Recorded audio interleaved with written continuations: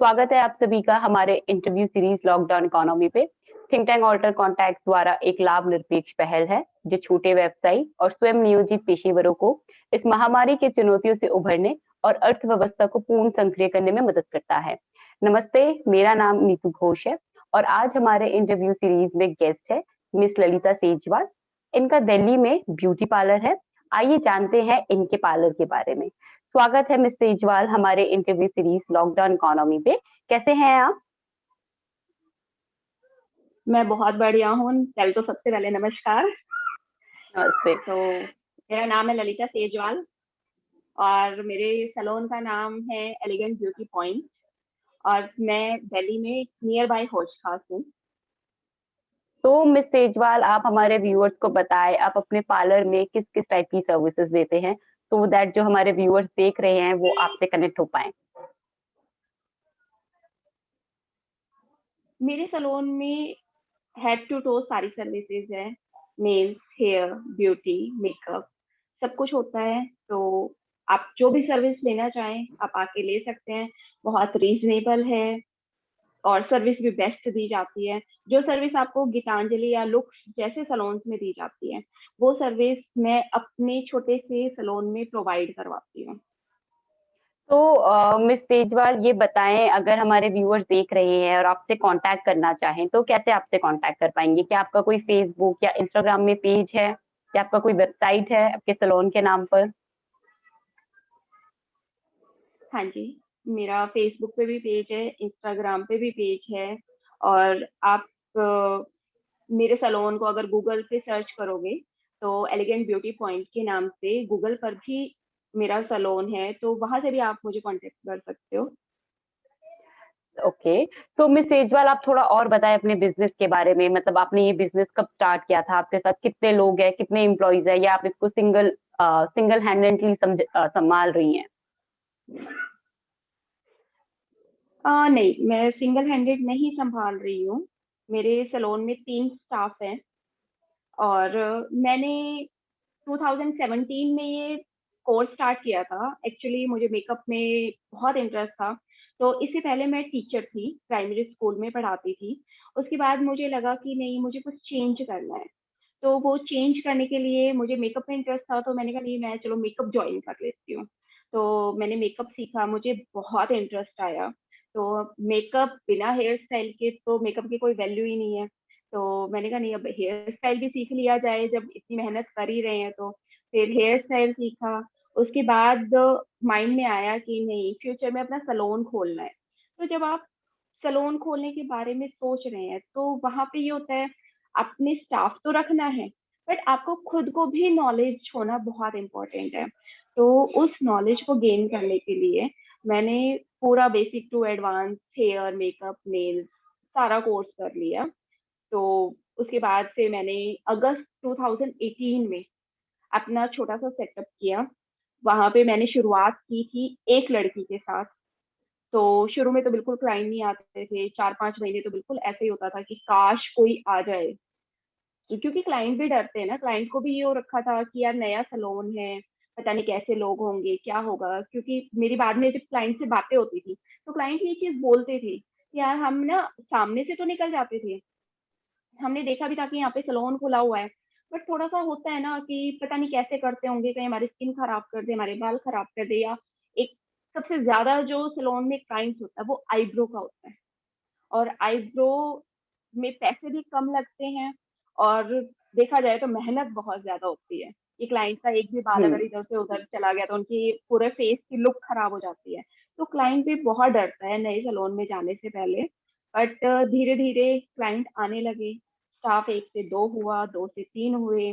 तो 2020 में लॉकडाउन से पहले जब मुझे लगा था कि अब मेरा सैलून रन करने लगा है, क्लाइंट बनने लगे हैं, एक पहचान बन गई है, परमानेंट क्लाइंट्स बन गए हैं।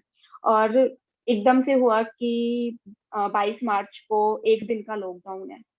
तो हमने क्लाइंट को अपॉइंटमेंट दी नेक्स्ट वीक की कि चलो ठीक है, आप नेक्स्ट वीक ऐसे में आ जाना। बट वो लॉकडाउन एक दिन से एक हफ्ता, हफ्ते से 14 दिन, ऐसे बढ़ता बढ़ता बढ़ ही गया। ओके। सो आप जैसे बता रही हैं कि मतलब लॉकडाउन बढ़ता गया, तो अब आप ये बताएं कि लॉकडाउन ने किस तरह से आपके बिजनेस पे इफेक्ट किया, किस तरह से आपके बिजनेस को प्रभावित किया, आप ये बताएं। देखिए, लॉकडाउन ने बिजनेस को तो बहुत प्रभावित किया। मतलब जैसे कहते हैं ना कि आप उस चीजों को शब्दों में बयान नहीं कर सकते। तो हम लोगों के साथ भी वही हुआ है, जो छोटे बिजनेस कर रहे हैं, कि उनको इतना प्रभावित किया है लॉकडाउन ने कि उसको शब्दों में हम बयान कर ही नहीं सकते हैं। क्योंकि देखो, मतलब हमने 2018 में शुरू किया। शुरुआत से 1 साल तो आपको पता है ऐसे ही जाता है। फिर उसके बाद जब धीरे-धीरे मतलब स्टार्ट होने लगा काम, लोगों में पहचान बनी, तो एकदम से लॉकडाउन हो गया। अब लॉकडाउन में तो कोई काम था ही नहीं। 3 महीने तो ये लगा लो कि हम खाली बैठे रहे हैं। कोई अर्निंग नहीं, कुछ भी नहीं था। तो और ऊपर से रेंट भी देना। तो जितना कुछ लोगों ने रेंट दिया भी है, कुछ लोगों ने नहीं भी दिया है, हम लोगों ने भी दिया है, भले ही। तो आप ये देखो ना कि आपकी अर्निंग कुछ भी नहीं हो रही है, लेकिन आपको रेंट भी देना पड़ रहा है। तो कहीं न कहीं आपके ऊपर बर्डन तो पड़ ही रहा है ना, कि आपने जो थोड़ी बहुत भी सेविंग करी है, या बहुत लोगों के पास तो आई थिंक सेविंग भी नहीं थी। जितना मैं लोगों से बात करती थी, अपने कस्टमर से बात करती थी, तो उनके पास सेविंग भी नहीं थी। तो सबको बहुत प्रभावित किया लॉकडाउन ने। मतलब लॉकडाउन के बाद जब हमने जून में सैलून खोला, तो जून में सबसे पहले तो इतना खर्चा कर दिया कि इन्होंने बोला कि नहीं, सैलून आप जब ओपन करोगे तो आपके पास ये किट होनी चाहिए, ये होना चाहिए, वो होना चाहिए। तो सबसे पहले आपको 30-40 हज़ार रुपए खर्च करने थे। उसके बाद आपको रीस्टार्ट करना था, और रीस्टार्ट करने के बाद भी हम पूरा दिन बैठे रहते थे। मतलब मेरे को ऐसा फ़ील आ रहा था कि मैंने दोबारा से न्यू स्टार्टअप किया है, कि कोई क्लाइंट ही नहीं आ रहा। हम पूरा दिन ये देखते थे बैठे-बैठे, अभी भी कोई आएगा, अभी भी कोई आएगा, और कोई भी नहीं आता था। मतलब क्लाइंट को इतना डर लगता था कि आईब्रो बनवाने आने के लिए भी उनको ये लगता था हमें कोरोना ना हो जाए। पहले तो बाहर से ही पूछ लेते थे, किसी को कोई प्रॉब्लम तो नहीं है? तो हम कहते मैम अगर प्रॉब्लम होती तो हम खोलते ही नहीं। और पूरा हम सैनिटाइज वगैरह कर रहे थे सबको, सब कुछ कर रहे थे, उसके बावजूद भी क्लाइंट बहुत ज़्यादा डरा हुआ था। और सबसे बड़ी बात तो ये, क्लाइंट से ज़्यादा तो हम डरे हुए थे कि हमें सैलरी भी देनी है, हमें रेंट भी देना है, और हमारे पास अर्निंग का तो कोई स्रोत बचा ही नहीं है। तब हमारी इतनी बुरी कंडीशन हो गई थी। फिर भी ये था कि चलो देखी जाएगी, बंद तो नहीं करना, देखते हैं जो भी होगा, जैसे भी होगा। तो फिर करवा चौथ आया। करवा चौथ से थोड़ा-सा स्टार्टअप हुआ, तो लगा कि चलो अब तो थोड़ा-सा रन करेगा।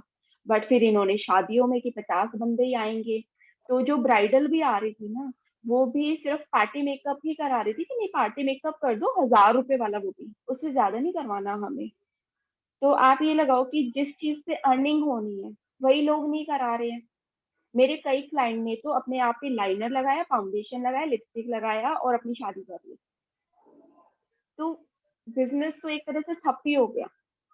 और फिर लोगों को ये था कि 50 बंदे ही बुला रहे हैं शादी में, तो कोई देखेगा तो है ही नहीं, तो मेकअप पे या इन सब चीज़ों पे, ब्यूटी की चीज़ों पे, फेशियल पे, इन सब पे क्या खर्चा करना? और मास्क तो लगा के ही जाना है, लाइनर तो हम खुद ही लगा लेंगे। तो एक तरह से काम तो बिल्कुल ठप ही हो चुका है हमारा। तो आप देख रहे हैं, धीरे-धीरे मेबी सो होली के मिस बाद। सेज, आई रियली विश, मैं विश करती हूँ कि आपका बिजनेस बहुत जल्दी से रिकवर कर जाए। तो मिस सेजवाल, अब आप ये बताएं कि लॉकडाउन के टाइम पे आपको मुश्किलें क्या आई, थोड़ी मुश्किलों के बारे में बताएं, और आपने फिर उन मुश्किलों का सामना आपने किस तरह से किया। देखिए, सबसे बड़ी मुश्किल तो थी कि आपका काम खत्म हो चुका था, आप कुछ भी नहीं कर सकते थे, और आपको रेंट तो देना था। तो सबसे पहले हमने अपने ओनर से बात करी, उनको बताया अपनी प्रॉब्लम्स के बारे में, तो उन्होंने थोड़ा रेंट कम किया। चलो, फिर भी एक बार तो सच्ची बताऊँ मन में ये आया था सब कुछ बंद कर दूँ, कि यार इतना खर्चा हम कर रहे हैं। अब मेन तो ये है ना, हम बोलते हैं कि बिजली-पानी, तो हमारा सब कुछ बंद था, उसके बाद भी हमें बिजली का रेंट तो देना ही था। हमने वहाँ जाके बात भी करी कि देखो जब हमारा सैलून बंद है, कोई लाइट नहीं जल रही है, कुछ भी नहीं चल रहा है, कि नहीं आपको मीटर का रेंट तो देना ही पड़ेगा, कमर्शियल मीटर है।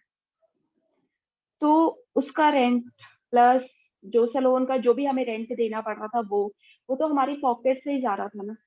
अब खर्चा तो आप ये देखो, लॉकडाउन में किसी की कोई कमाई नहीं थी, सब घर में बैठे हुए थे और खर्चा पूरा था।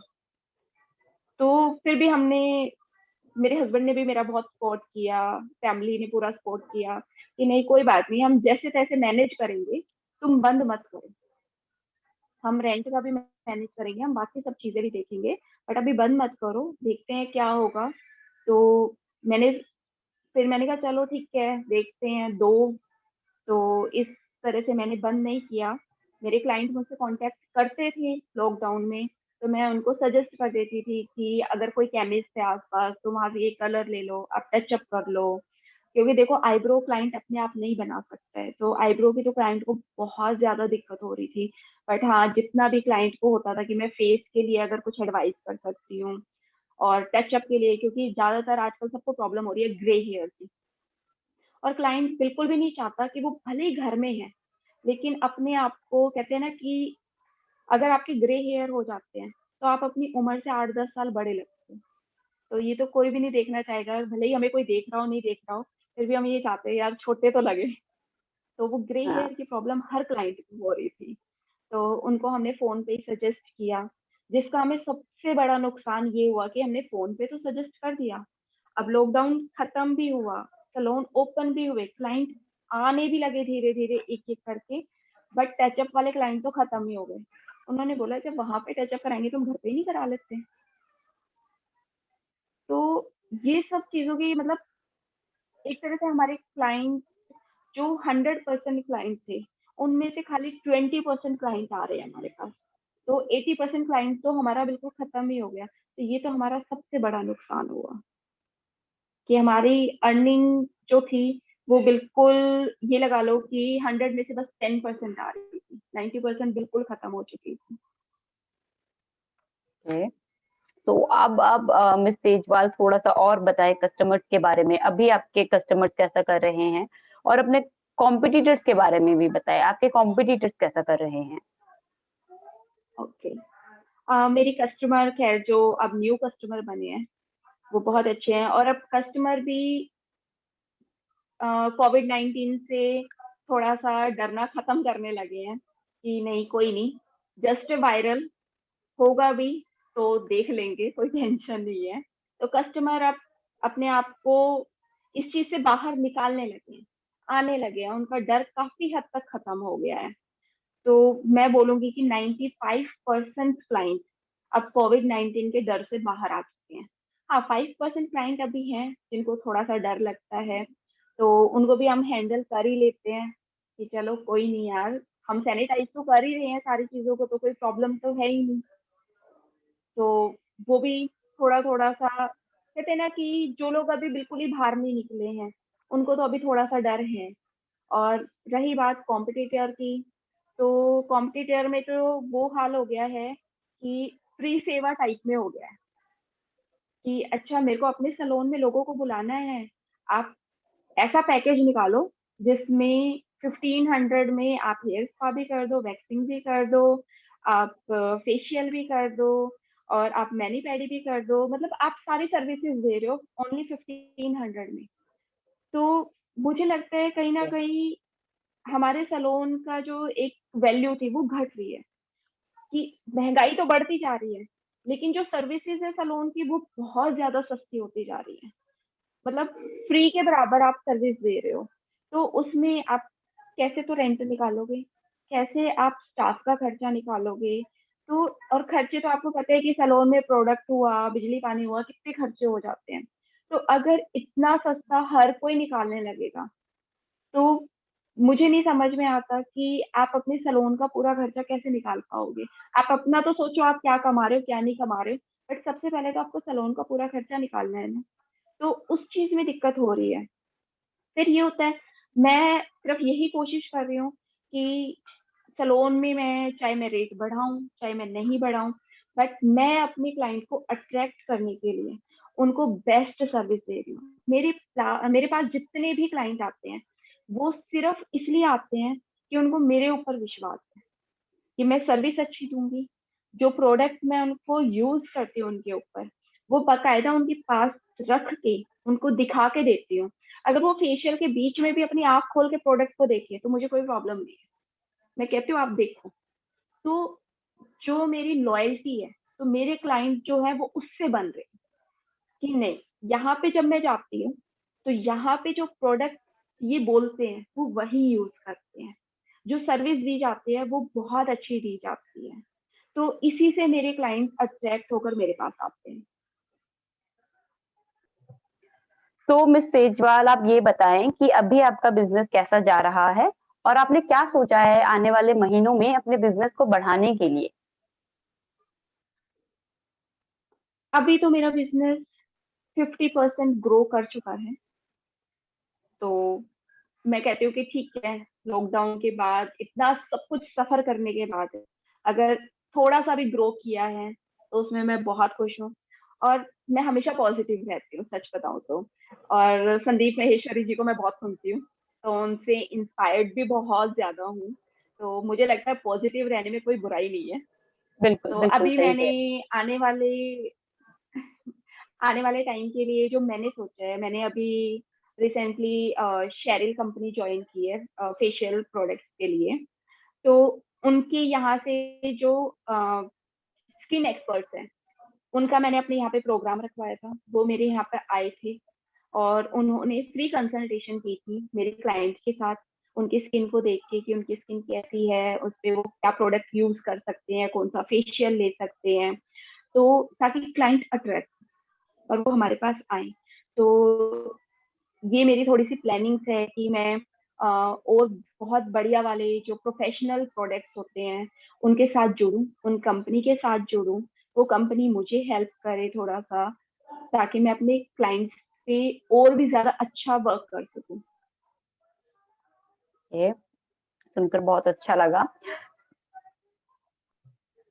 मिस सेजवाल, आप ये बताएं कि आपको कोई 3 चीज़ जो आप मानते हैं अगर आपके बिज़नेस में आपको मिल जाए तो आपका बिज़नेस और बढ़ सकता है। अब वो 3 चीज़ बताएँ हमें। उन तीन चीजों में सबसे पहली चीज, क्लाइंट आ जाए। तो क्लाइंट आ जाएंगे तो ऑब्वियस है अपने आप ही बिजनेस ग्रो करेगा। बाकी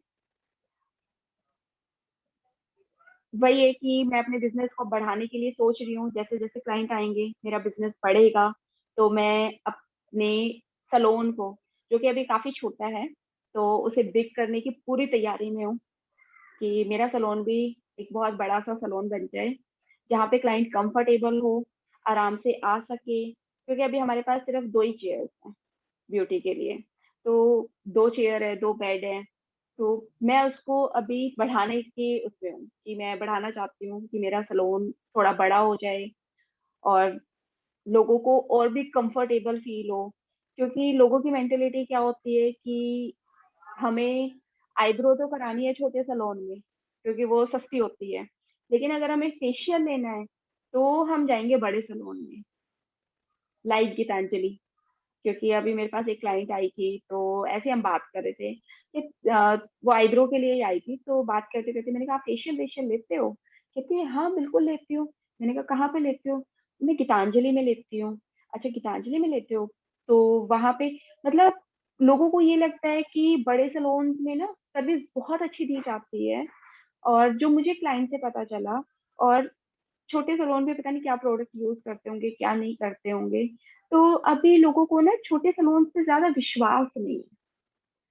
तो मैं उनका वो विश्वास हासिल करना चाहती हूँ कि वो मेरे ऊपर विश्वास करे। तो काफी लोगों को तो खैर भरोसा है, नो डाउट, कि मैंने ऐसे लोगों को देखा है जो पहले कहीं और जाते थे और वो मेरे पास आ रहे हैं। क्योंकि देखो हम लोगों का उन बड़े सलोन्स के अकॉर्डिंग प्राइस भी कम होता है। फिर क्योंकि हम इतना ज्यादा कमाते नहीं है कि हम जीएसटी पे कर सके, वहां पे उन्हें जीएसटी भी पे करनी पड़ती है। और जैसे क्लाइंट होते हैं कि टिप भी देनी पड़ती है, जो हमारे छोटे सलोन्स में देने की जरूरत नहीं है। तो देखा जाए जो फेशियल वो 1500 से 2000 में कराते हैं, तो वो इजीली हमारे सैलून में 1000 रुपए में करा के चले जाते हैं। तो वो एक तरह से उनकी सेविंग होती है और उन्हें सर्विस वैसी ही मिलती है जैसी वहां पे मिलती है, तो उससे क्लाइंट इम्प्रेस होते हैं। तो मैं वही चाहती हूँ कि मेरे प्रोडक्ट बहुत ज्यादा अच्छे हों और क्लाइंट मेरे पास अच्छा आए। बाकी सर्विस तो मैंने अच्छी देनी ही देनी है 100%। तो बिल्कुल, उससे बिल्कुल, मेरा बिजनेस 100% ग्रो करेगा। बिल्कुल, मैं चाहती हूँ कि आपका बिज़नेस बहुत ग्रो करे एंड उसके लिए all the very best, best of luck आपका बिज़नेस और ग्रो करे। तो मिस सेजवाल आपका बहुत-बहुत धन्यवाद आज हमारे इस इंटरव्यू सीरीज़ में आने के लिए। तो देखा आप लोगों ने किस तरह से लॉकडाउन ने ब्यूटी पार्लर के बिज़नेस को अफ़ेक्ट किया। तो अगर आप ये इंटरव्यू देख रहे हैं, तो एलिगेंट ब्यूटी पॉइंट को कॉन्टैक्ट करें and think tank alter contacts द्वारा ऐसे और भी इंटरनेशनल कंट्रीज़ के लॉकडाउन इकोनॉमी पे वीडियो है। आप सभी से रिक्वेस्ट है, हमारे उन वीडियोज़ को देखें, चैनल को सब्सक्राइब कीजिए, लाइक कीजिए। Thank you so much miss Sejwal.